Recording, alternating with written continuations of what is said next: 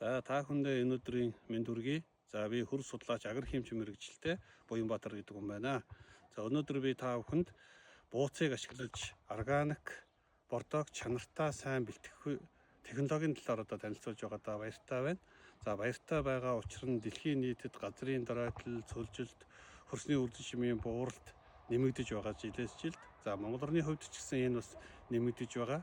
За энэ доройтлын үндсэн шалтгаан бол нэг талаасаа байгалийн хүчин зүйлээс хамааралтай ч ихэнхдээ бас хүний хүчин зүйлээс нэлээд хамаарж байгаа. Өөрөөр хэлбэл хүний буруутай үйл ажиллагаараас хамаарж байна. Монгол улсын хэмжээнд нийт цөлжилт бол 76.8%. За мөн хөрсний доройтол бол нийт нутаг дэвсгэрийн 31.2% доройтсон гэж ингэж судлаач тогтоосон байдаг.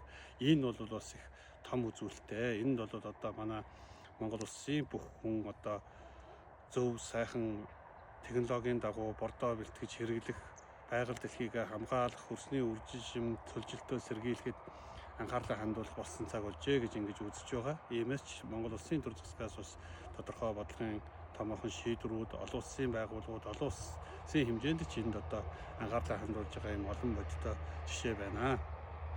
За тариалангийн хувьд бол хөрсний үржин шимийг сайжруулж, хөрснөөс алдагдсан шим тэжээлийн бодисыг нөхөж өгөх.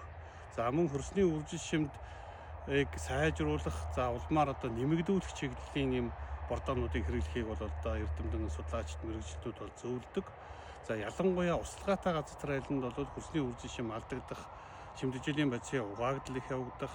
За мөн хөрс илэгдэж эвдэрх нь их хурдан байдаг учраас, за мөн дээрээс нь давсч нь их хурдан байдаг учраас энэ асуудлыг шийдэхийн тулд органик бордоо хэрэглэх нь зайлшгүй шаардлагатай гэж ингэж үзэж байгаа. За Монгол орны хөрс бол үржин шимээр дундаас доогуур буюу ядмаг үржин шимтэй хөрс зонхилсон байдаг. Тийм учраас услагаатай тариалан бүр ялангуяа бордоог зохицох нормоор заавал хэрэглэх шаардлагатай гэж ингэж зөвлөж байгаа юм. За энэ хэрэглэх бордоогоо яаж өвтөх вэ гэдэг бас чухал.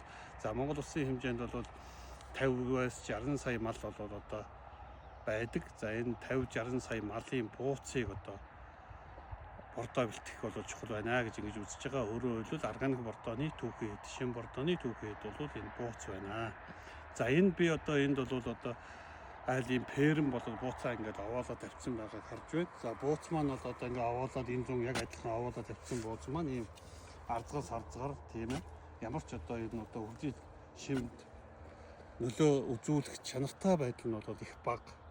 Нөлөө үзүүлэх нь бол үзүүлнэ, чанартай байдал нь их бага.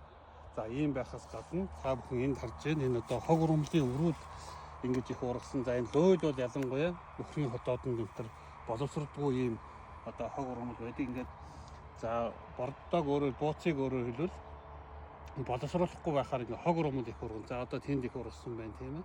Гэх мэтээр энэ лойл байна. Энд хог ургамлууд ингээд зөндөө ургасан.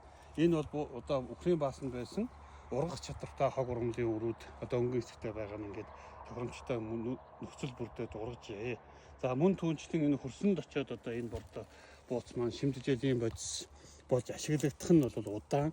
Ялангуяа хөрсөндөө хийж 2-3 жил бол задарж ашиглахдахаар ийм төлөвтэй байгаа.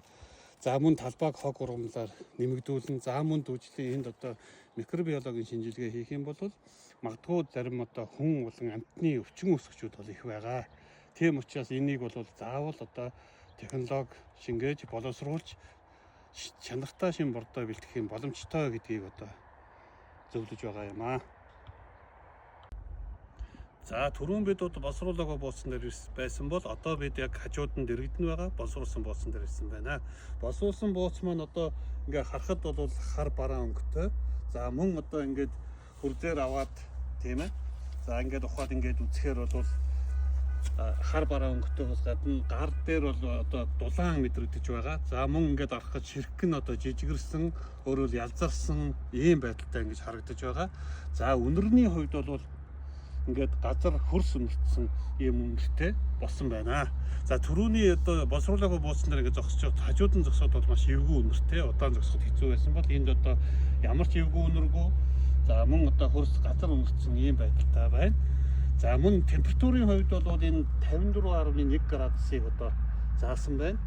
За энэ бол бас температур бол бас чухал үзүүлэлт. За эдгээр үзүүлэлтүүдээс ингээ харахад бол энэ бууз бол боловсрож борсон бордоонд хэрэглэх бол боломжтой болсон байна гэж ингэж үзэж байгаа. За энэ үзэж байгаа энэ дүгнэлт бол энэ бууц боловсруулсан бууцны энэ органик бордооны пH үзүүлэлтийг би сая та бүхэнд үзүүллээ. Ширхгийн бүрэлдэхүүн, ялзарсан байдал, өнгө, үнэр, чиг гэх мэтийн тийм ээ. За дараагийн нэг онцолж одоо үзүүлэх зүйл бол энэ температур байгаа юм. За энэ бууцыг бол 7 сарын ихээр одоо боловсруулсан. За энэ сургалтанд одоо бичлэгт ашиглах зорилгоор.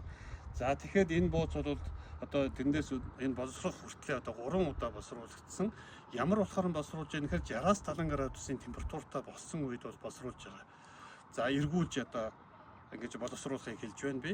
За тэгээд ийм одоо температуртай үед боловсруулж байгаа нь ямар учиртай вэ гэхээр төрүүчийн одоо хог ургамлын өрнүүд ургасан байсан энд бол байхгүй байгаа. Тэр бол энэ 60-аас 70 градус тэр хог ургамлын өр өгсөн байна. Тэгэхээр энэ одоо бууцыг шууд хэрэглэхэд бол талбай хог ургамл урахгүй ийм одоо нөхцөл үүссэн. За нөгөө тэгвэр бол одоо энэ задарсан ийм жижигэрсэн ялзарсан байна гэдэг нь ургамалд ашиглах чимдэжлийн бодисоор баялаг болсон хөрсний үржил чимийг сайжруулах боломжтой био аюулгүй байдлыг хангасан байна гэж үзнэ. За мөн одоо 60-аас 70 градус боловсрохоор E. coli, салиминал зэрэг одоо өвчин үүсгчүүд бол одоо өгсөн байдгийг бол эрдэмтэд тогтоосон. Тийм учраас энэ 60-аас 70 градус гэдгийг барьж байгаа. За мөн хит өндөр температурд байх юм бол энэ 5 түүнээс дээш температурд бол энэ одоо үнс болчихно.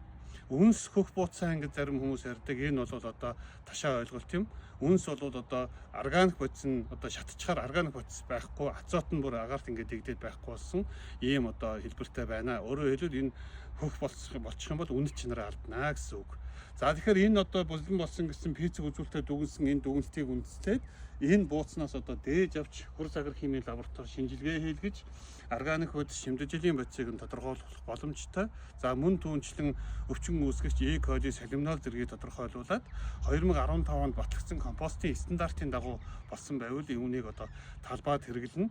За услахатай тариаланд бол одоо хөрсний үржил чимийг сайжруулах, давсчлтыг бууруулах эм чанартай био аюулгүй байдлыг хангасан бордоо болсон байна гэж дүгнэж болохоор байна. За мөн одоо хөрсний үржил чимийг сайжруулах зорилгоор хөрсний үржил чимийн төвшин, за тарж буй таримлын ургамал, за услахатай тариаланд бол услагааны нойром гормоос хамаарч хэрэглэх тун нь бол одоо өөр байна гэж ингэж зөвлөж байна.